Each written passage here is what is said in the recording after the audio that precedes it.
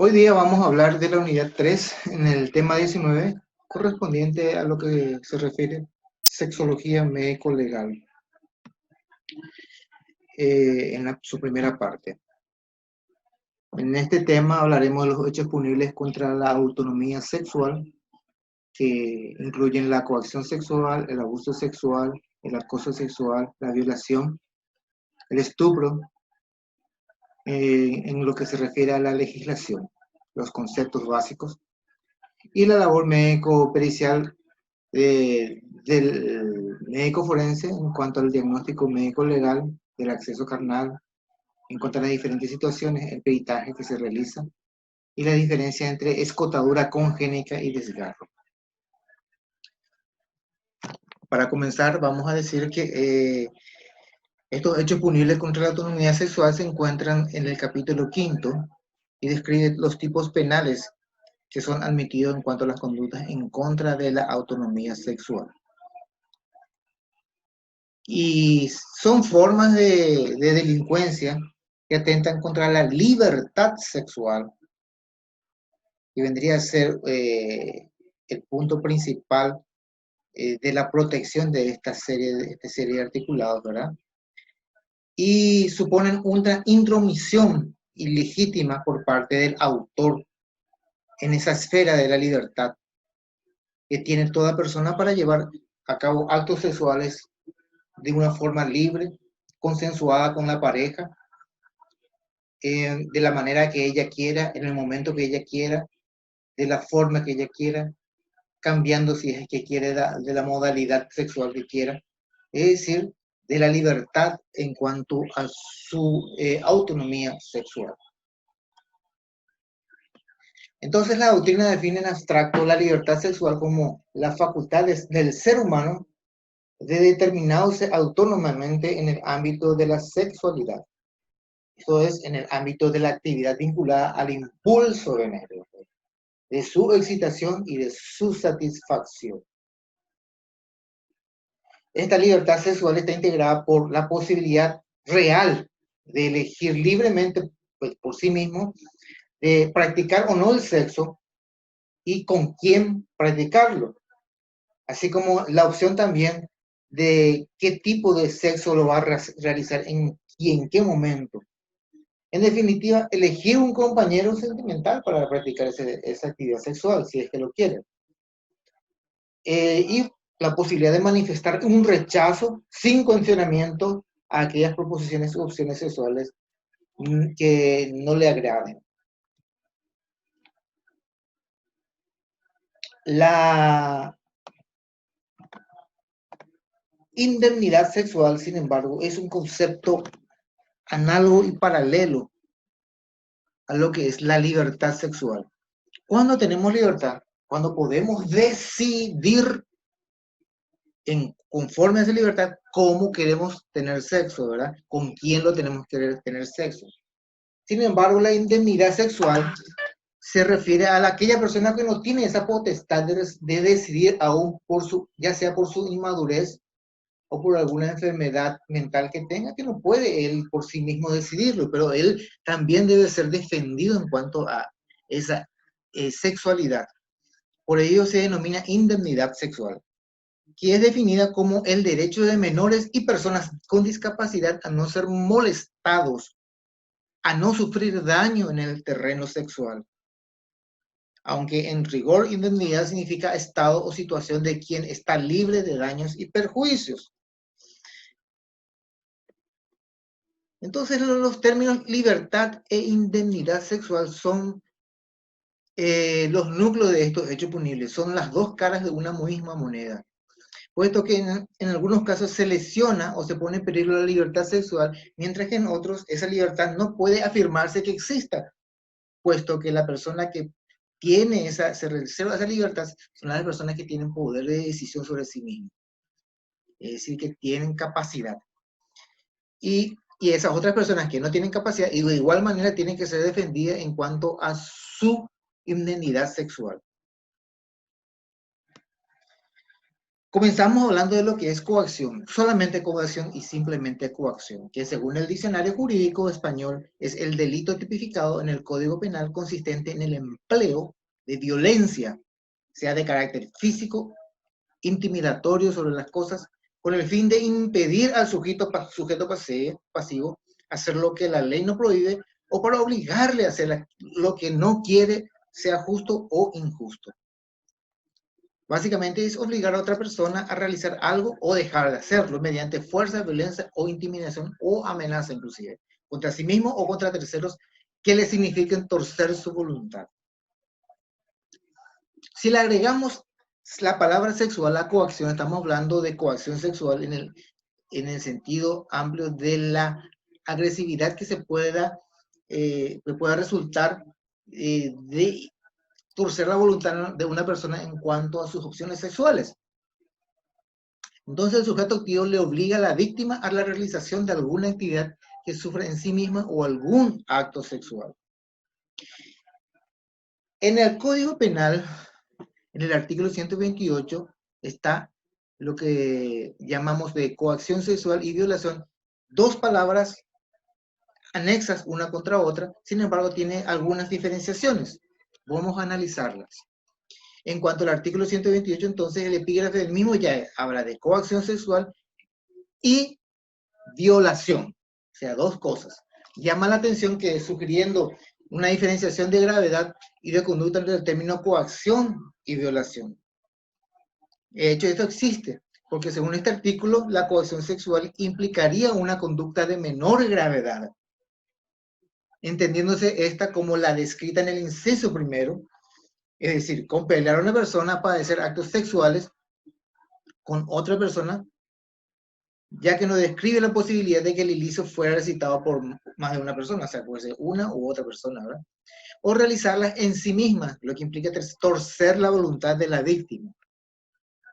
En este inciso, el primero no se habla de coito, situación esta que determinaría la diferencia entre lo que llamemos de coacción sexual y de violación según este articulado del Código Penal paraguayo. Y esto es lo que dice el inciso primero del artículo 128. El que, mediante fuerza o amenaza, con peligro presente para la vida o la integridad física, coaccionara a otro a padecer en su persona actos sexuales, subrayado, o a realizar tales actos en sí mismo o con terceros, será castigado con pena privativa de libertad de hasta 10 años. Y en el siguiente inciso, el segundo utiliza el término cuando la víctima haya sido violada. Obviamente, entonces, en el contexto de la violación, o sea, coaccionando al coito, ya aumenta la pena.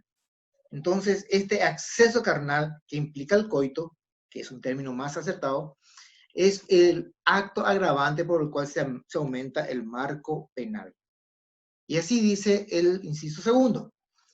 Cuando la víctima haya sido violada, coaccionándose al coito con el autor o con terceros, la pena privativa de libertad será de 3 a 12 años. Ya aumenta el marco penal.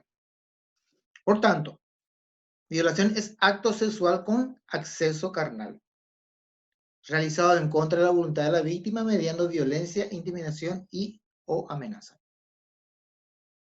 En el inciso tercero, ya habla del coito y además de otro presupuesto que eleva la pena, un presupuesto gravoso, agravante. Cuando la víctima del coito, se presupone que que ya hubo una violación, haya sido una persona menor de 18 años de edad, la pena privativa de libertad será de 3 a 15 años de cárcel. Es decir, el coito y la edad de la víctima menor, que sea menor de 18 años, aumenta la expectativa de pena carcelaria. En el inciso tercero, entonces, al acto de violación descrito, en el inciso segundo se le suma otro elemento agravante, que es que la víctima sea menor de 18 años. Ya en el inciso cuarto, establece la posibilidad de situaciones que pueden atenuar la pena, conforme y arreglo al artículo 67.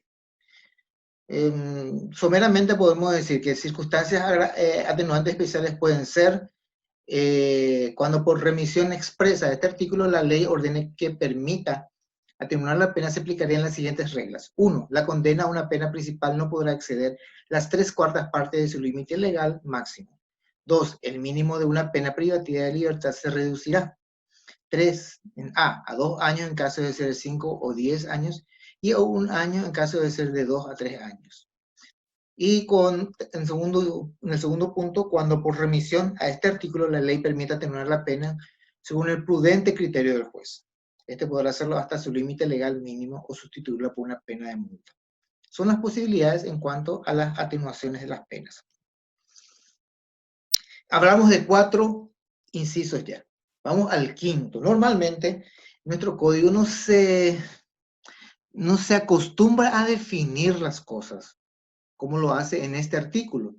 Y en el inciso quinto de este artículo lo define qué son los actos sexuales según esta ley. Y se entenderán como actos sexuales aquellos destinados a excitar o satisfacer los impulsos de la libido, siempre que respecto a los bienes jurídicos protegidos, la autonomía sexual y el desarrollo sexual armónico de niños y adolescentes sean manifiestamente relevantes. Actos sexuales realizados ante otros, aquellos en el sentido numeral anterior, que el otro percibiera a través de sus sentidos. Bueno, entonces, ¿qué tenemos en el inciso quinto? Que según este inciso, actos sexuales se refieren a aquellos destinados a excitar o satisfacer los impulsos de la libido.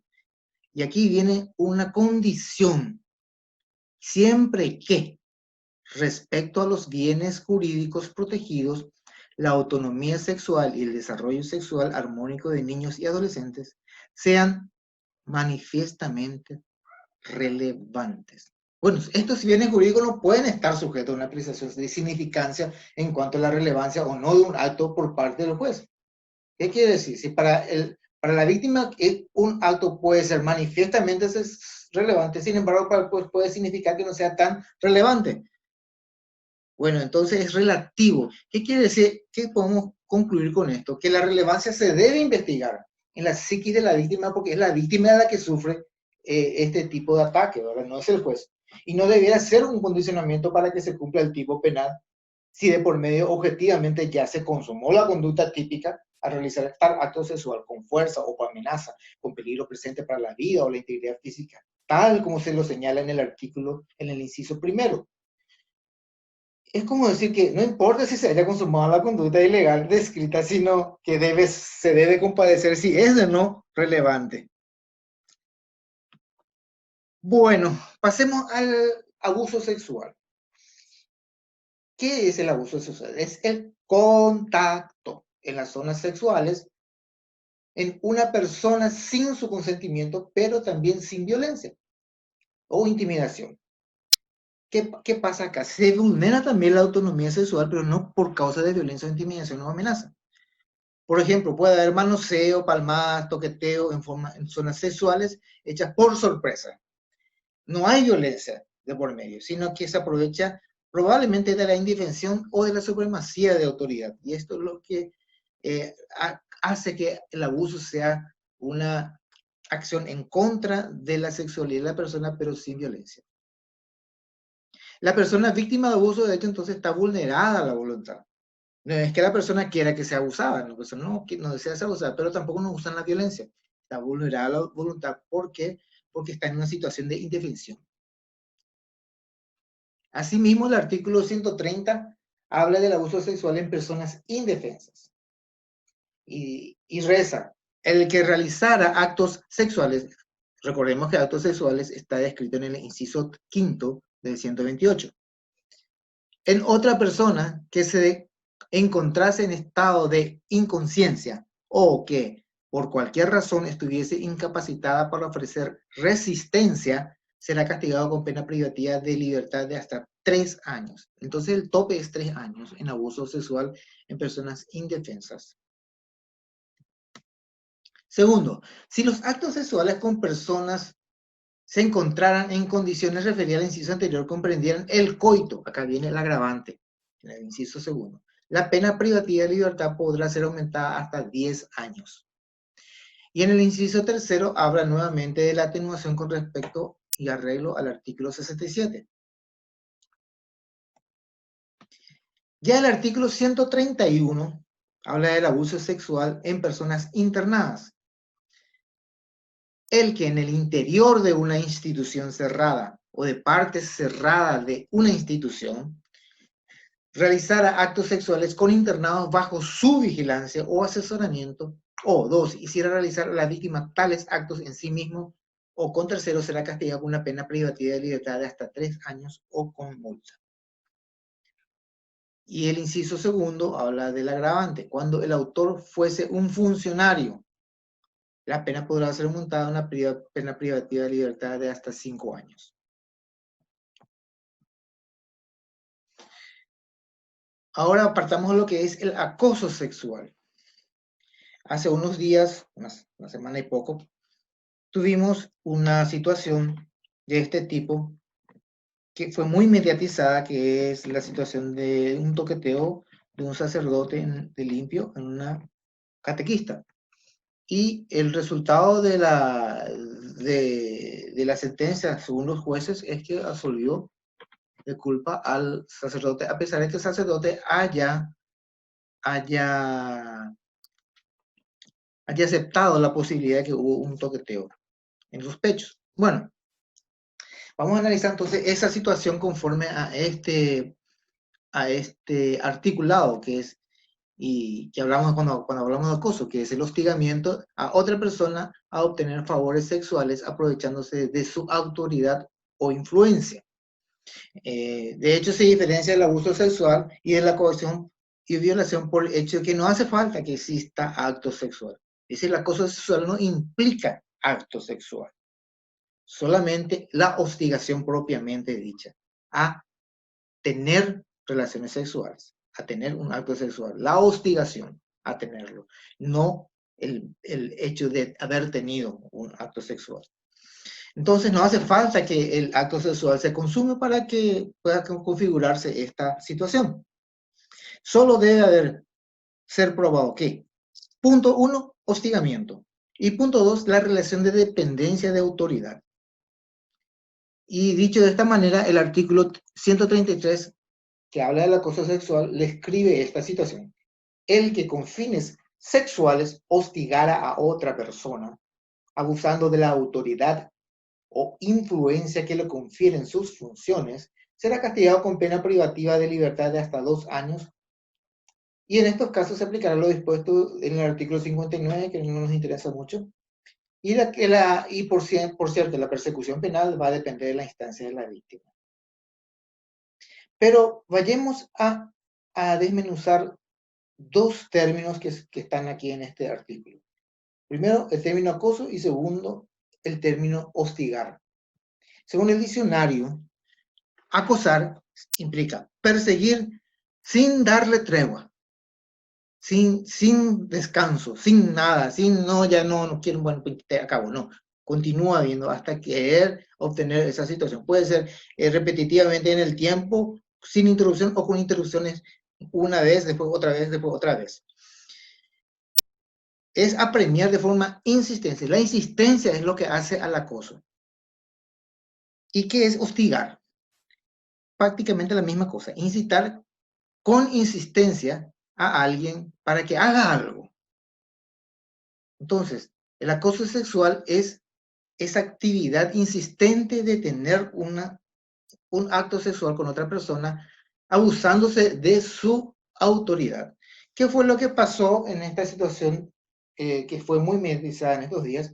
Es que en este artículo, el acoso sexual habla de el qué. O sea, cualquier persona, no importa si esta persona es el presidente de la República, es el arzobispo de Asunción, no importa si es don Juan López, cualquier persona. Hostigar a otra persona, ¿qué quiere decir? Es un acto insistente, continuo, ¿verdad? De hostigamiento, no solamente un evento. y abusando de la autoridad. Bueno, la autoridad podría ser,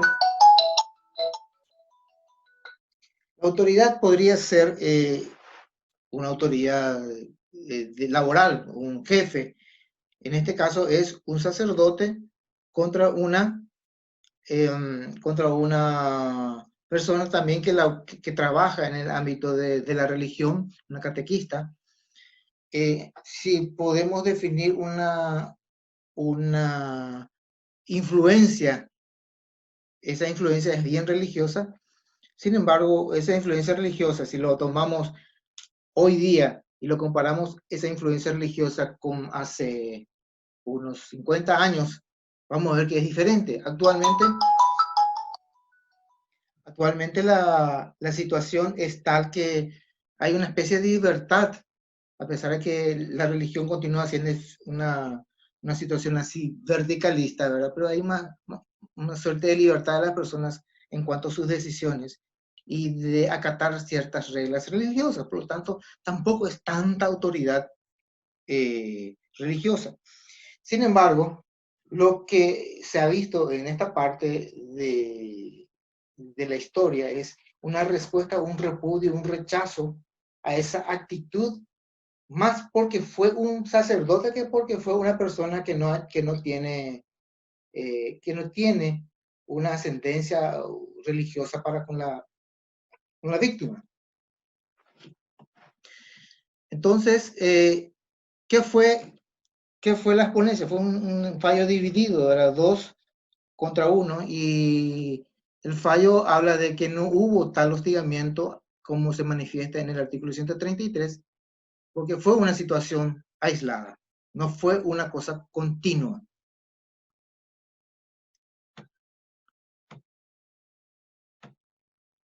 Pasamos a lo que es el estupro. El estupro, ¿qué es el estupro? Es el acceso carnal conseguido en cuanto a una mujer de 14 a 16 años, es decir, una persona de 16 años y 11 meses y 20 días, esto de una persona de 16 años, ¿verdad? ¿Mediante qué? Mediante la persuasión y de acuerdo a esa capacidad de la labia que tenga el hombre o el varón, ya sea por engaños, por promesa, puede, sobre una persona que se considere madura en esa edad y con falta de experiencia, puede acceder a un coito o una relación sexual aprobada por esa persona. El estupro, si hablamos de estupro en el Brasil, se considera violación. Sin embargo, acá en Paraguay el estupro es eso, el acceso carnal a una persona inmadura de 14 a 16 años a través de la persuasión. Y así lo dice el artículo 137. El hombre, varón, que por medio de la persuasión lograra realizar el coito extramarital con una mujer de 14 a 16 años será castigado con pena de multa. No hay cárcel. Segundo, cuando el autor sea menor de 18 años de edad, se podrá prescindir de la pena, o sea, de la multa. Evidentemente, en el estupro, en este artículo, no se habla de la situación inversa, es decir, de que la mujer lograre ese exceso carnal con un varón de 14 a 16 años. Terminando aquí los articulados referentes a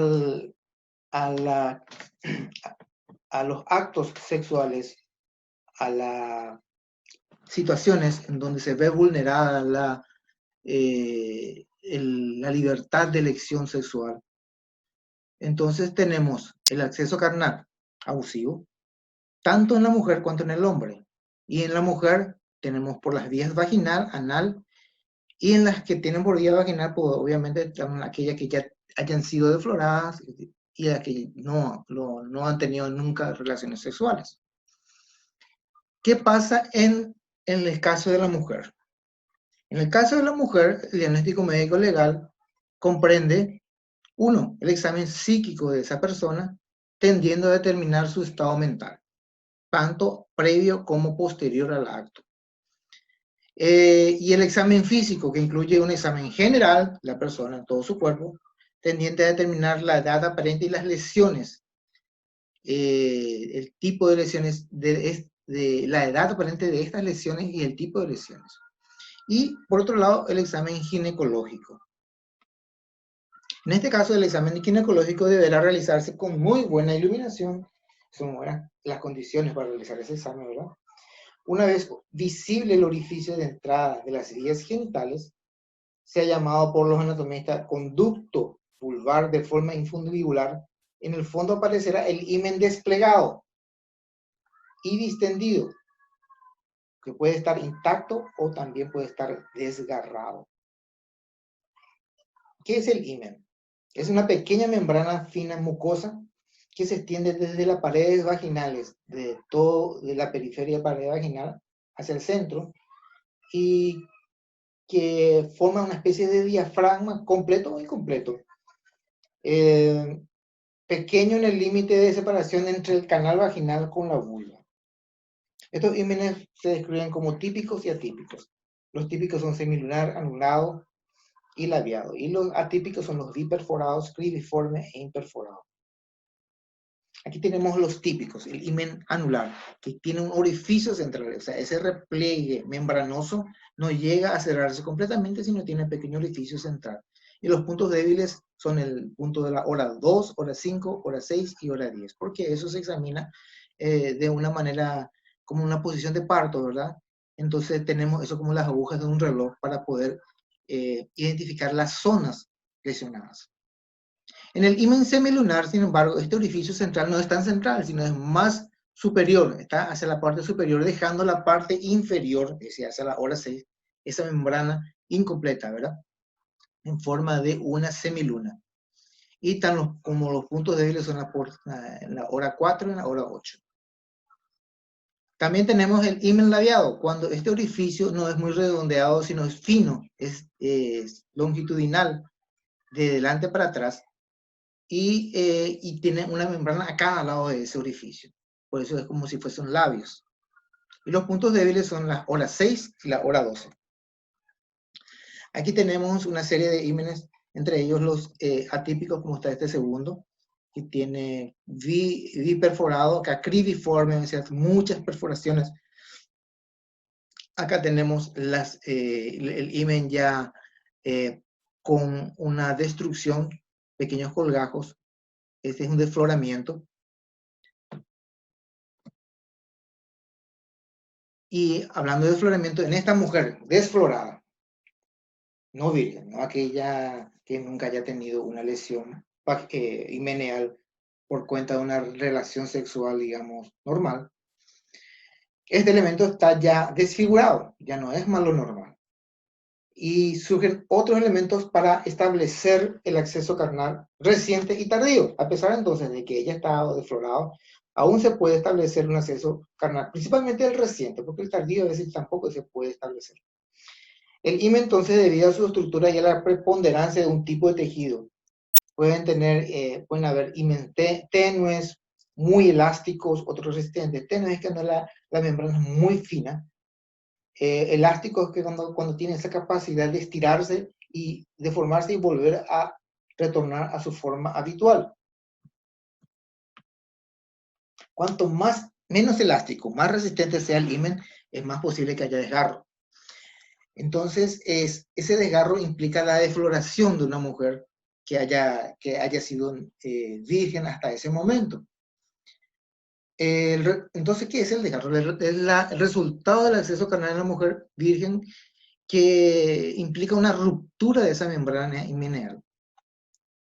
Y en este aspecto de esa ruptura deben estudiarse, uno, la hemorragia que se produce al romperse esa membrana, la forma de ese desgarro, la cicatrización que pueda tener, y el diagnóstico diferencial entre lo que es ese desgarro y la escotadura congénita. ¿Qué quiere decir eso? Que una persona puede tener una suerte de escotadura que se parece a lo que fue un desgarro antiguo, sin embargo, ya nació con eso. Y hay algunas diferencias entre esas anatomías. La hemorragia, cuando vemos zonas hemorrágicas en el examen ginecológico, estamos hablando obviamente de que hubo ese desgarro y que fue reciente, por eso es que aún se ven sangre. Pueden haber coágulos en esa región y la forma y el número de desgarro pueden ser diversos. Pero generalmente alcanza toda la membrana himeneal, o sea que va desde el borde libre, imagínense que sea, por ejemplo, un himen perforado central, ¿verdad? Y desde esa perforación central hay lesiones radiales hacia los bordes de la vagina, en su incisión vaginal. Esos desgarros pueden ser únicos o múltiples. De esos desgarros resultan colgajos, es decir, vamos a llamarle pequeños fragmentos de piel de banderas en forma de triangulares, que normalmente no se confrontan, no se juntan, sino que sus bordes se retraen y finalmente van cicatrizándose hacia un tejido fibroso cuando pasa el tiempo. Y ese tiempo, normalmente, para formar ese tejido fibroso, es aproximadamente de 7 a 10 días. Después de este desgarro, en términos de 7 o 10 días aproximadamente, ya desaparecen esas señales propias del desgarro reciente y comienza a cicatrizarse. Una vez que se cicatriza, imagínense que una persona fue violada hace 20 días, 30 días, ¿qué es lo que nos basta mirar? Que hay un estado de cicatrización, formación de pequeñas escotaduras y unas carúnculas. A veces estas escotaduras con estas carúnculas pueden ser confundidas con una condición congénita denominada escotaduras congénitas, por cierto. Y entonces hay que saber diferenciarlas. Aquí tenemos unas escotaduras congénitas, es decir, no, ven que están simétricas, no hay inflamación.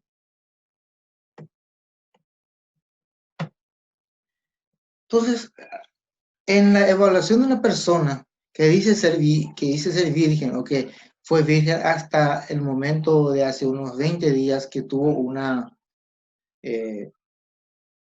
acceso carnal violento por causa de una violación, entonces corresponde también tratar de diferenciar si lo que vamos a encontrar allí es un desgarro o es una escotadura congénita. Entonces tenemos que saber diferenciar de estas dos situaciones. Entonces, en la escotadura congénita, ese supuesto desgarro es incompleto, es decir, no llega hasta la pared vaginal. Ya en el desgarro propiamente dicho, llega hasta la pared vaginal. Los bordes son regulares en la escotadura congénita. No existen así algunas irregularidades, serruchado, por ejemplo, los bordes, ¿no? Son regulares, si bien tiene esa oscilación propia de la escotadura. Sin embargo, en el desgarro son irregulares. La escotadura congénita es simétrico, la misma cosa lo vemos en un lado como en el otro lado. Y en el desgarro normalmente es asimétrico, no vemos la misma cosa en un lado, vemos muy asimétrico. Uno más alto que el del otro lado, por cierto.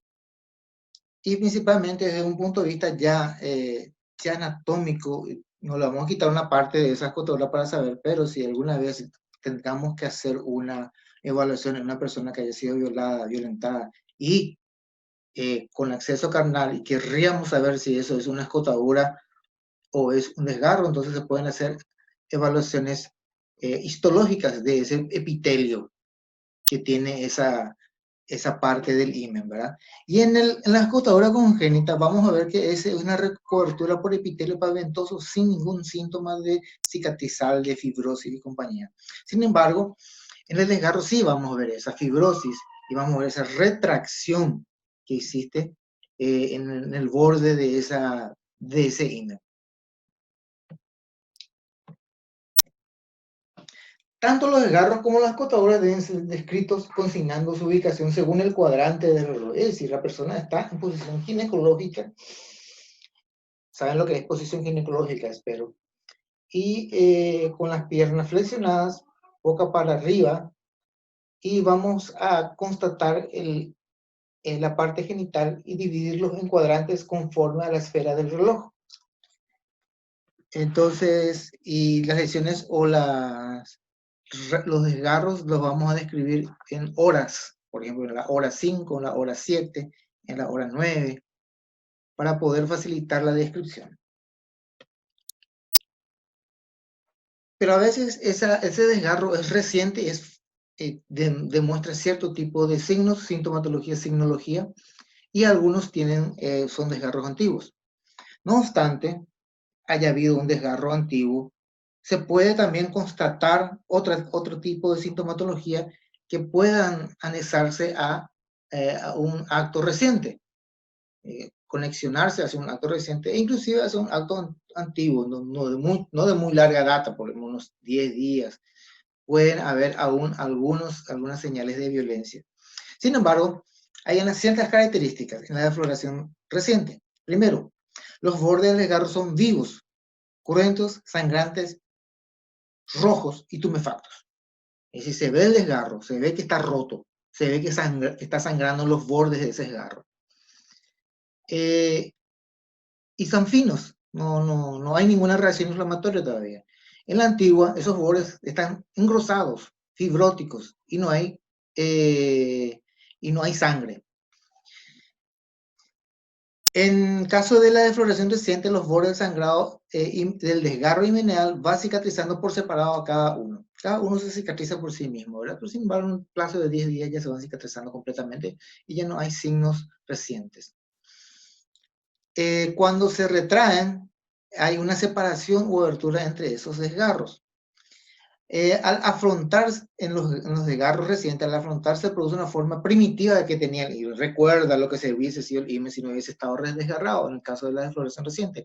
Ya en la antigua ya hay una retracción que impide ese afrontamiento de esos bordes del himen desgarrado. El desgarro llega hasta el borde adherente y la data que tiene es hasta 8 días. Hasta 8 días podemos todavía presenciar ciertos signos recientes. Ya para pasado los 10 días ya no podemos definirlo si eso fue reciente o no, inclusive. Cuando nos acercamos a una mujer, a un diagnóstico médico en una mujer ya deflorada, es decir, una persona que no es virgen y que tuvo una violación, los pasos a seguir son los mismos. Sin embargo, pues se pueden observar si el examen es de hecho inmediato, pueden verse congestiones, o sea, pueden estar con el himen incompleto, deflorado, con cicatrizaciones, pero si fue un acceso carnal reciente, igualmente podemos observar congestiones, está todo rojo, rubicundez de la vulva y de la vagina, puede haber inclusive hematomas, e inclusive si es que fue muy violento, puede haber algunas fisuras en esa región, a pesar de que ya haya tenido desfloramiento del himen antiguo. ¿Qué es lo que tenemos que conseguir? Tenemos que conseguir material de aspiración para el fondo del saco vaginal para investigar esperma. Es decir, si hubo un acceso carnal, coito y eyaculación sin uso de preservativo, entonces podemos encontrar restos de semen en el fondo del saco vaginal, que es la parte más profunda de la vagina, entre la vagina, en la parte superior de la vagina y el cuello del útero. También en la mujer, si se realiza examen de las uñas de la mujer, de la víctima, se supone que la mujer no se habrá dejado manosear ni violar sin defenderse de alguna manera y probablemente se le habrá rasguñado a la persona. Entonces se puede conseguir material en la uña para obtener pelos, tejidos o sangre del victimario. También pueden haber flujos vaginales y se pueden hacer análisis de sangre y de orina. En cuanto al varón, el varón que fue violentado por vía anal, y esa violencia por vía anal, que es resultado de la penetración del pene por vía anal, comprende, 1, el examen psíquico para determinar su estado mental, y el examen físico, que es general, y la región anal y perineal. Cuando así como la mujer, tampoco se deja violar sin oponer ninguna resistencia, el varón mucho más. Entonces, puede generar algunas lesiones de hematomas alrededor en el glúteo o inclusive más lejanos al glúteo, en los brazos para la sujeción. Y el examen físico, por lo tanto, debe ser general y también de la región perianal. Cuando se realiza el examen perianal, se le coloca en posición mahometana, que es la descrita en la figura. En estado normal, el orificio se presenta cerrado y reducido a una pequeña hendidura anteroposterior y algunos pliegues radiales. Eso es lo que sería normal.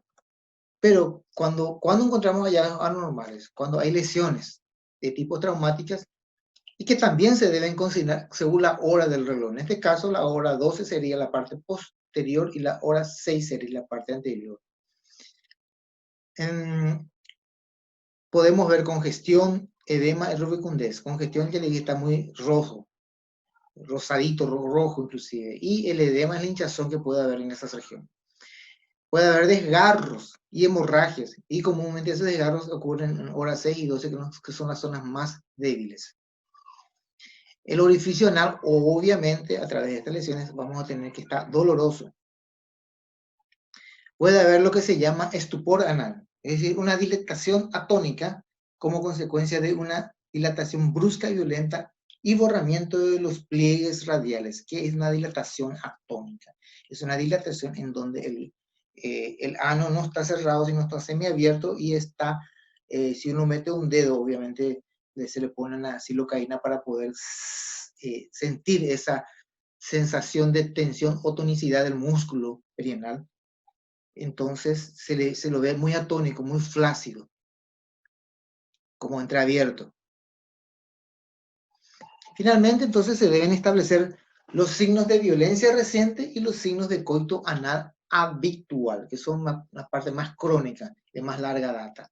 En los signos de violencia reciente tenemos los desgarros, la hemorragia, los hematomas anales y perianales. Y en el coito anal habitual, aquella persona que normalmente, y generalmente se da en varones púberes, en niños de 12 años para arriba y menos inclusive, en donde lo general es que un padrastro o un tío le haya estado sometiendo desde hace mucho tiempo, hace años ya a esa criatura. Entonces vamos a ver cicatrices antiguas, vamos a ver borramiento de los pliegues radiales que son normales, que aparezcan en una persona que no tiene ese tipo de lesiones y que hablan de la pederastía. La piel anal, debido a esa típica lesión continua y constante, se vuelve a engrosar. A eso se le llama piel anal hiperqueratósica y puede cambiarse de color marrón oscuro. Ya no es más rosadito, sino marrón oscuro. Y la eversión mucocutánea. Existe un límite entre lo que es la piel y más adentro lo que es la mucosa anal. Ese límite normalmente está escondido allá atrás, allá en el fondo, ¿verdad? Y ese límite va aflorando hacia afuera. Hay una situación también que no está descrita acá, que es la deformidad infundibuliforme. Es decir, que el ano va en el fondo y va profundizándose, haciendo que parezca como si fuese un cono truncado, y en el fondo de ese truncamiento, allá en la punta, estaría el ano, y el cono sería los tejidos perianales que forman ese formato cónico. Bueno, creo que sí, esto es todo, gente. Nos volveremos a encontrar en una semana.